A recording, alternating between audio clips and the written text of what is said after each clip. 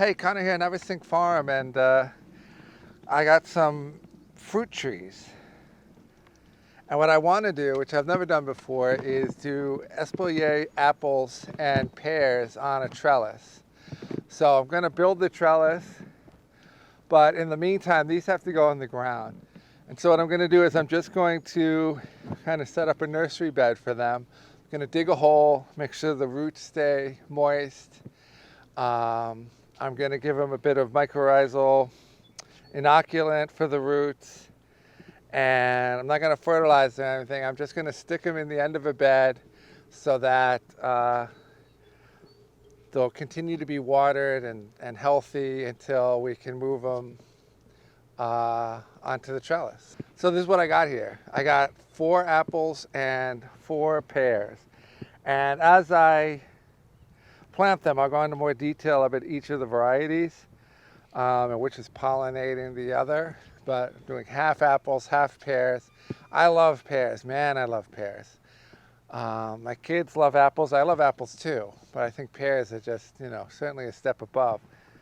And it's going to be fantastic. We have a few pear trees on the farm and they do produce, but I think this is just a better way to produce them is an espalier, and it'll be beautiful, and it'll kind of set a boundary for the family garden.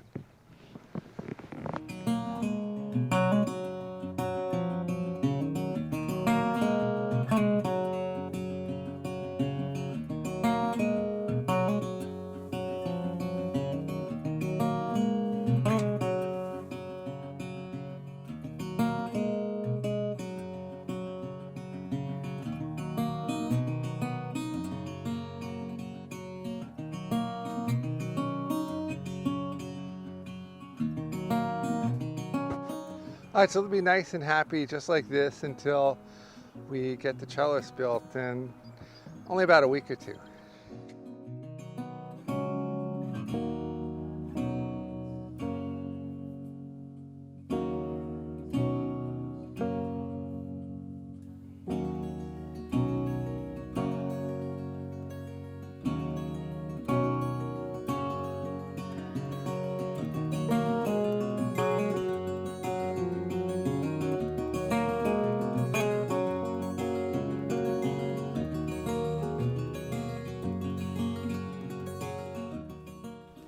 So I spent the morning putting in the trellis structure for the apples and pears. So we're gonna undo these from the soil, and I'm gonna bring them over there, and we'll talk about how I put up the trellis, and then we're gonna get these planted. Right? The idea is just to have this living fence that produces, wonderful fruit for the family. Apples and pears, which hopefully are gonna do really, really well, and for many, many years to come. So we're going to get these out of the ground. We're just going to give them a pry. So these have been in the ground probably 3 weeks, probably a little longer than we wanted to keep them in, but they're going to be just fine. All right, they even made some new roots.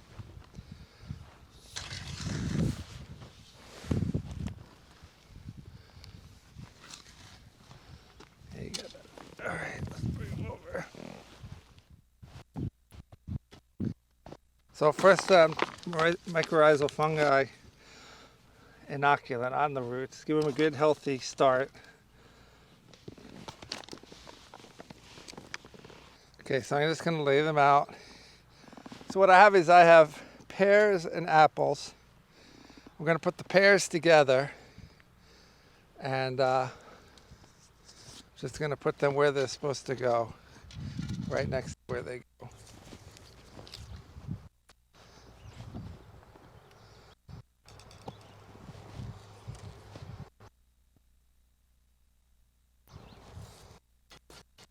All right, so there's a lot of ways you can get them attached to the wire. You can put them at an angle, and then the shoots that come out, you're going to select which ones you're going to use and tie them up. You can also put it straight, and what we're going to do is train it along the wire here which I think looks a little bit more formal, but for this fence, I think is going to look right. So I'm going to be doing it straight, but any pattern you want to do, I mean, you can make it a starburst if you wanted to. But the idea is you're getting main branches that we're going to, you know, when this shoots out, we're going to decide which are going to be the branches we're going to keep over time. And then those are going to always put out new shoots where the fruit's going to come off of. And then they'll get trimmed back every year. But we'll keep that main structure to produce fruit. And for me, what I'm going to have is 3 branches on this side, 3 branches on this side. And they're only going to go as far as the middle between the next tree. So that's the whole tree is going to be in that area. And so it's just going to be a trunk, 6 branches, and that will produce fruit. And I'm not going to let it get any higher than the trellis.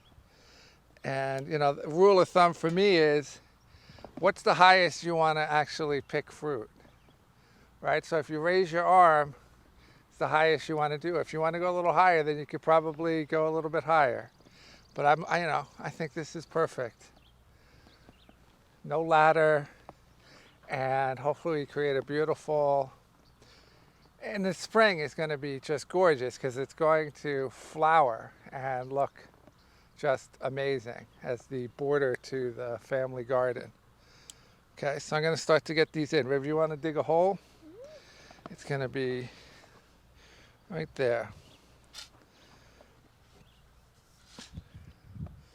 Okay.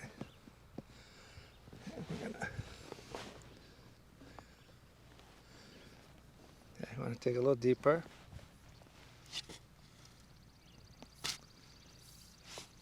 Very good. Okay. Okay, you want to start putting it back in? Okay, and you want to be mindful of the joint here. That cannot be underground, right? This is where the graft was made. And so if you have a dwarfing rootstock, which is a dwarfing rootstock, then if you put the soil up too high and this starts rooting into the soil, you're going to lose all that dwarfing advantage, right? It won't be a dwarf anymore. And also if there's any disease resistance, then you're going to lose all of that too. Okay, don't put it up any higher. You want to make sure you don't hit it with the shovel. Because if you hit it with the shovel, you're going to get injury to it. And then that's where the disease is going to enter. Okay? I'll get you to point at that graft real quick.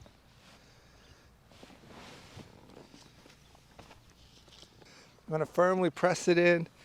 You're just getting rid of the air and getting good contact with the roots. And I'm just going to tie it up so that it's straight.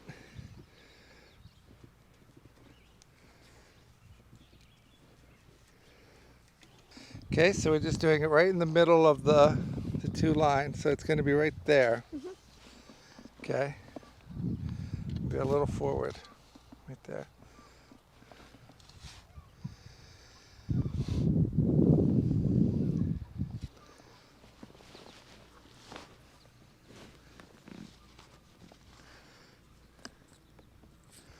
Okay, I'm going to carefully move some soil in. Yeah, better if you do it with your hands so you don't hit with a shovel.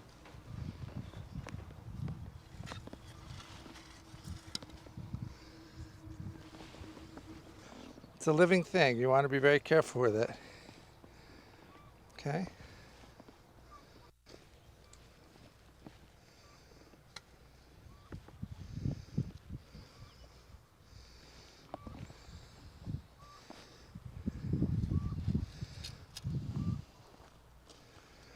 Yeah, I lost the line again.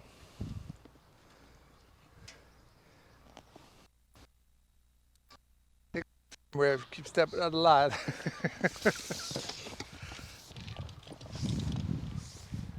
You see that line there? Don't step on it. I know.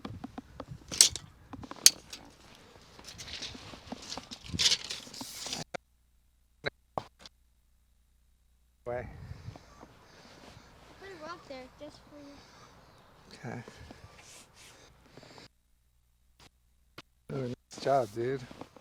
I like the rock. Okay, so we're gonna do right there.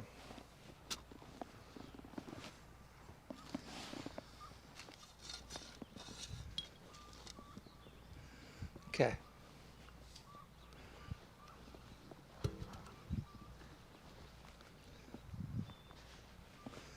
I get a bunch of dirt behind there.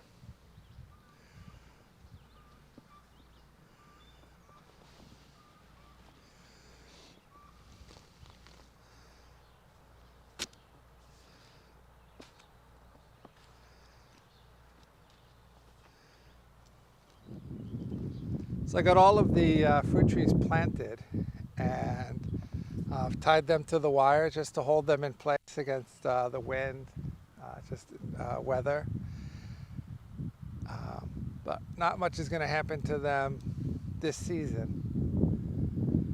I want to backtrack a bit and talk about the trellis I put in, which this is overbuilt. It's just at this time it was getting posts and fencing stuff very, very difficult to get them. And so these are eastern white cedar, and using an H brace at the end where we're just pulling them together and making it firm with the wires on a cross. You can use, if you have much heavier soil like clay, you can probably get it in deep and you don't have to worry about it. Or, you know, put rocks around the post, that'll work too. But for training fruit trees, it doesn't have to be really stout. It's actually not going to be carrying the weight of the apples of the tree. The tree itself will be holding the weight. When these branches come out, it will be a strong tree. This is just to train it. It's just a foundation on which to train it. And to tighten all the wires, I just used a gripple, which we can go check out in the center here. And that's also what I did for the cross, is on the H brace, which all that does is just tension the wires. It just pulls them out from either side. And it's an excellent tool to be able to do that kind of stuff. But there's certainly other things that you can use to tension it. But it doesn't have to, you know, I don't want to tension it too much. It doesn't need, you know, it's not a cattle fence, right? It's not a pig fence. It doesn't need to be very, very taut, right? It's just something to put the branches on to train them. So before I planted it, I did fertilize it. You didn't see me do that while I was doing it, because this bed was prepped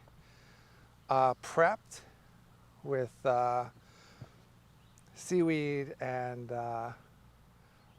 biochar, as well as alfalfa meal, and loads of compost. So they're going to get off to a great start, and I'm really looking forward to how it's going to come out. Thanks for watching. Till next time.